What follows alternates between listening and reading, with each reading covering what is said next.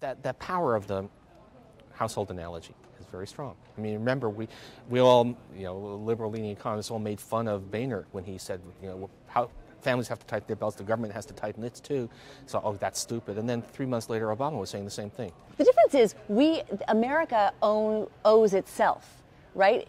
When you look at who owns our debt, well, we own our debt. It is, mostly, although some of it is overseas. But the main thing is that the debt's in dollars. So we can't run out of cash. We print the stuff. And Greece, the crucial thing is not so much that the debt is owned by non-Greeks as the fact that the debt is in euros. And that gives them just way less flexibility. If you take a country like us, it's even hard to tell the story. And you say, suppose that we have a run on, suppose that foreigners decide we're not reliable. How does that drive up interest rates? The Fed controls short-term interest rates. Long-term interest rates reflect expected short rates. How's that supposed to happen? And the answer is actually it's not an easy story to tell. There's economics, there's politics. And right now Washington is run by politics. So they are in a budget-cutting mode. They are in a cutting spending mode. How do they do that and not hurt the economy? Well, because they're going to do it, right? Big spending cuts in the near term look a lot less likely now than they did a couple of months ago. So people like me makes you happy. That makes me happy. And there's no imminent crisis that's being dealt with.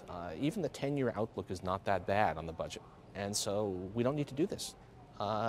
Eventually, yes, there's all kinds of stuff, but this whole obsession with the deficit has actually been, I'd say, almost purely destructive. Because it has, in fact, led us to some short-term budget cuts that are really harmful. It has not led to any resolution of the long-term issues, which I don't think is possible in this political environment. So we need to cut our deficits somewhere down the road, and this Congress does not have the political chops to be able to do it in a meaningful way. There's a funny thing. You need to stabilize, okay? Stabilize the debt-GDP ratio over the next 10 years.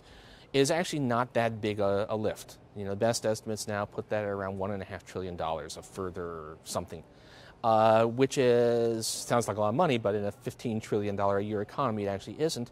And if we don't do that, then the result is that 10 years down the road, instead of being 73% of GDP, federal debt is 81% of GDP, which is still not critical. So there is no critical, even medium-term deficit problem. It's not good. Better that we were paying down the debt, but it's not critical. And then the later stuff.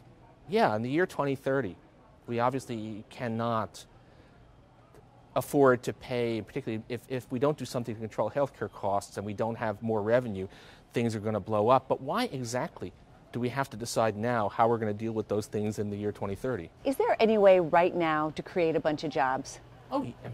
How? How would you create jobs right now?